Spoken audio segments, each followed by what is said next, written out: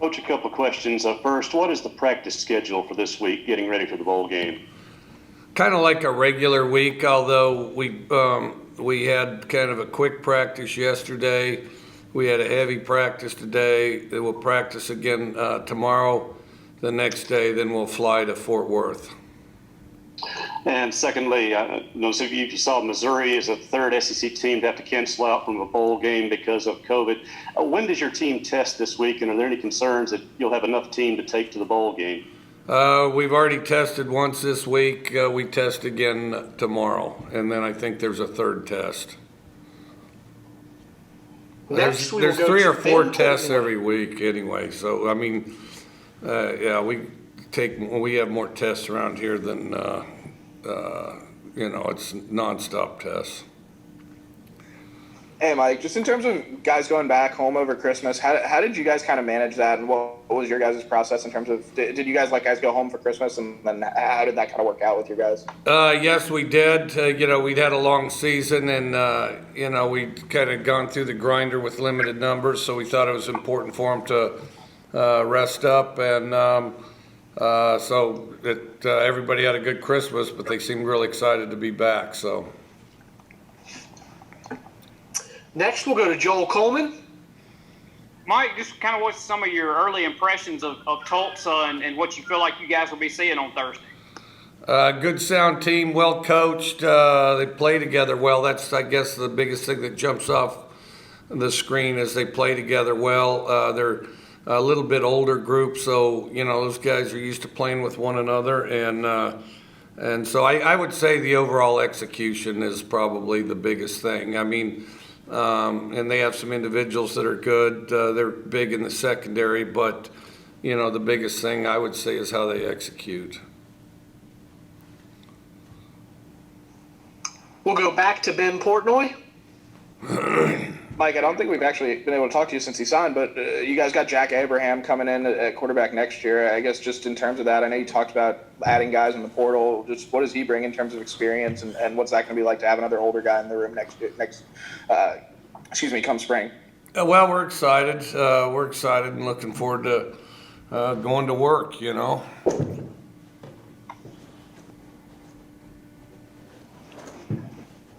We'll go back to Joel Coleman. Mike, I know that the Collins, the linebacker for Tulsa, has decided to opt out and prepare for the NFL. As far as you know, are there any of your guys that might elect to go ahead and not play in the bowl game and get ready for the NFL? Or as far as you know, is it all systems go for your guys? Yeah, it looks like everybody's playing that, played during the year. No additional guys that I'm aware of, or at least not today. So, I mean, everybody's out there bouncing around. We'll go back to David Murray. Coach, you've talked all year about having a young team and some young leaders. 3 of your guys were recognized as freshmen All-SEC, and a 4th could have been considered. How much does that affirm what you say about the young skill personnel on this team? Well, we're excited about it. I mean, we're excited that the young guys got the recognition they did, and there, were some others that I would think would be very close. But of course, Charles Cross, Forbes, and Wally. First team all freshman SEC team, and then also, I'm sure Will was probably pretty close. Maybe he didn't have as many games as the guy that won it, the guy at Missouri, who was a good quarterback too. And I wish I could remember his name. I don't mean any disrespect. I just don't remember. I'm thinking about Tulsa now, but at any rate. We have a pretty good freshman nucleus, and other freshmen that, although they weren't freshmen all SEC, they were good players for us. Next, we'll go to Ben Portnoy. Mike, just since the Missouri game, you talked about how close you guys have been to pulling out a win. Obviously, you did so pretty resoundingly in the season finale. How have your guys kind of responded in the last couple of weeks since then? And what have you kind of seen from your guys? Has it been pretty consistent in terms of energy, or do you feel like maybe something different, or how do you feel like that game might have affected your guys, if at all? Well, I think we've had pretty good energy. I think we've progressively improved. I think that we're still definitely a work in progress. We're getting better as we speak, but I was proud of our guys for, sticking in there and being committed to improving, and I think, based on today, that's continued. So, but I think throughout the country, you kind of saw a number of teams sort of give up the ghost and quit probably playing with some of the passion they did earlier in the season, but I didn't feel like that was the case with us.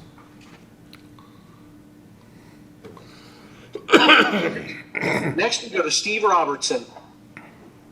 Coach, you've got a lot more experience with snow than we do in the South. I mean, with the weather being what it may possibly be, is there a way to combat some of that? Is there a catching technique that you teach those guys on how to deal with snow?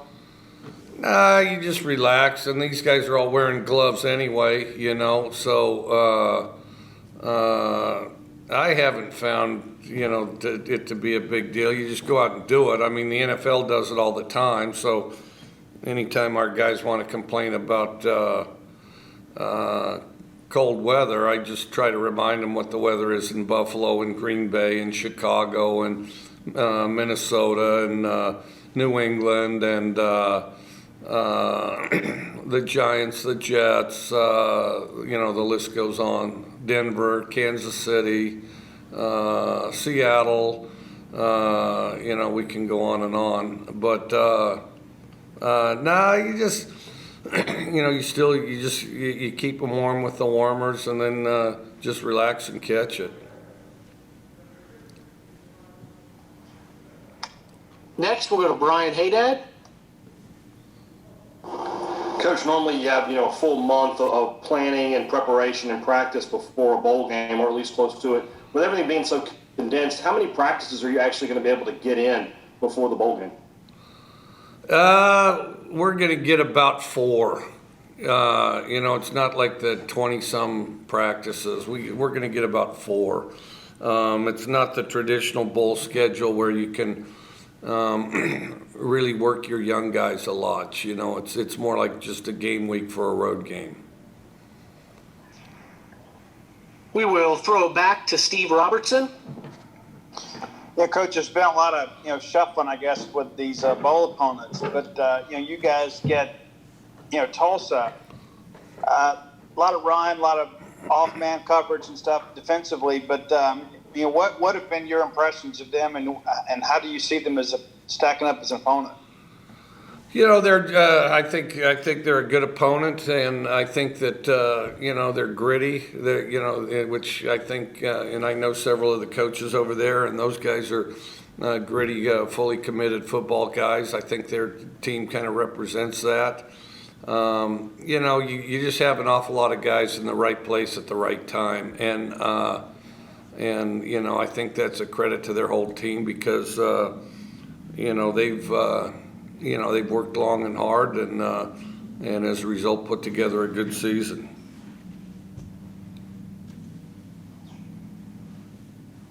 We'll go back to Joel Coleman.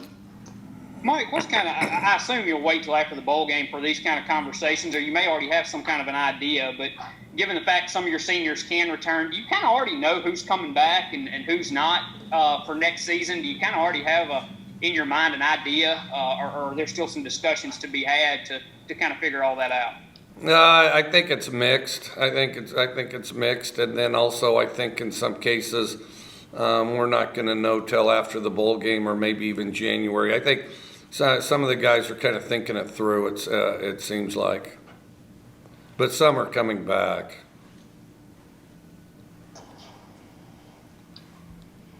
We'll go to Tyler Horka.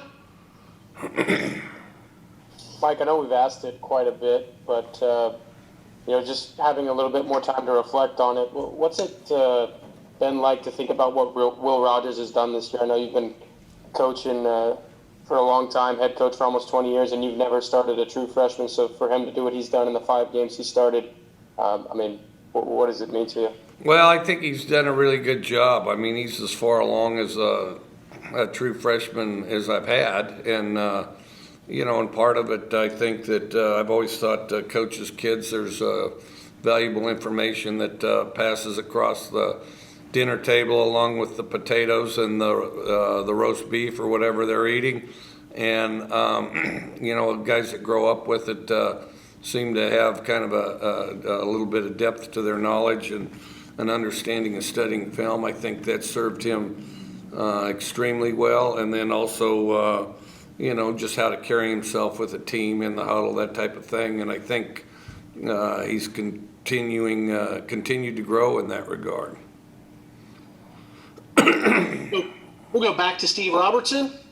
Coach, kind of following up on Joel's question there, you said that you knew some guys were coming back. Who were those guys?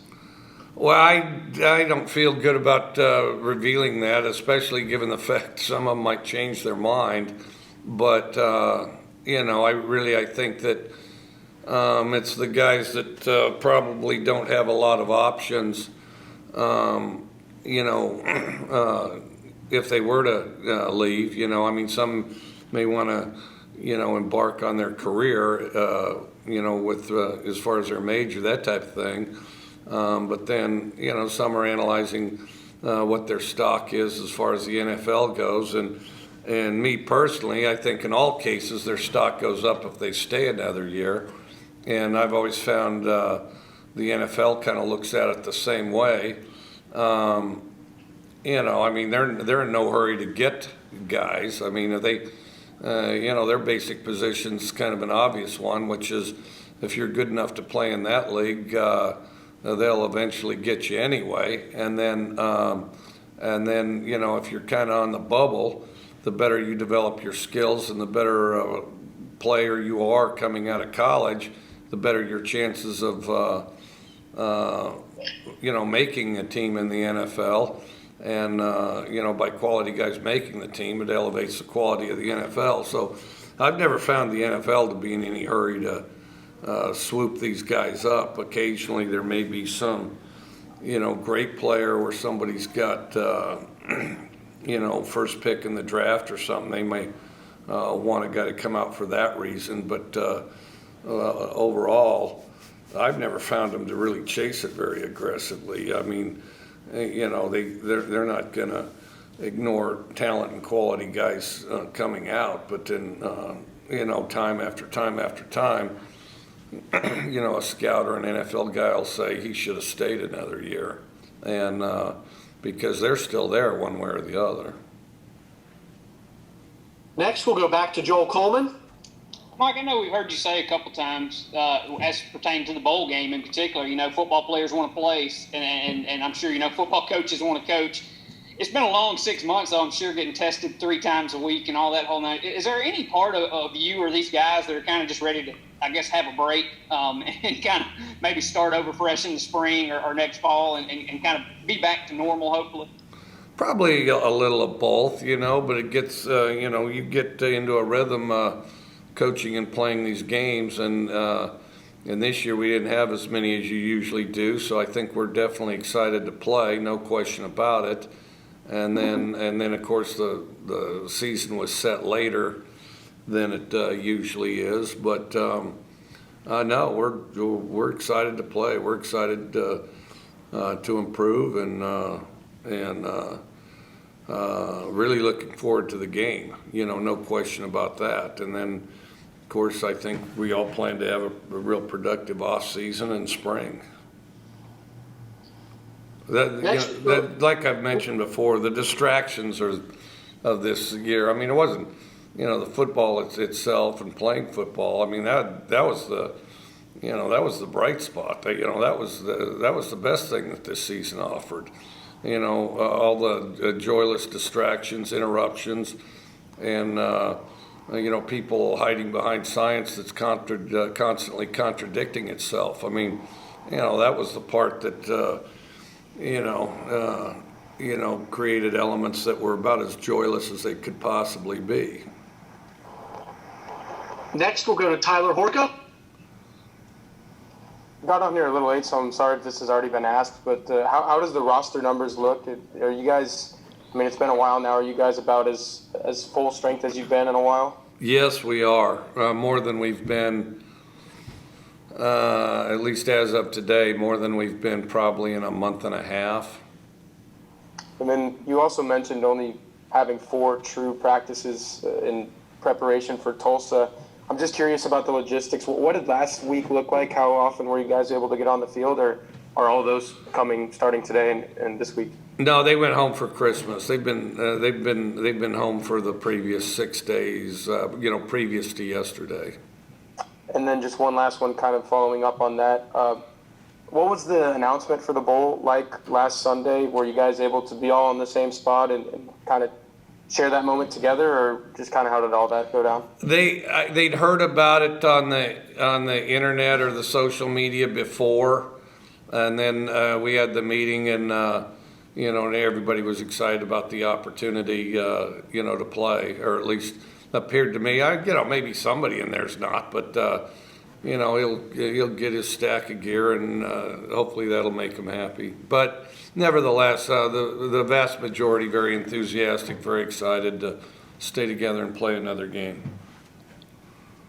And the last question tonight will go to Joel Coleman.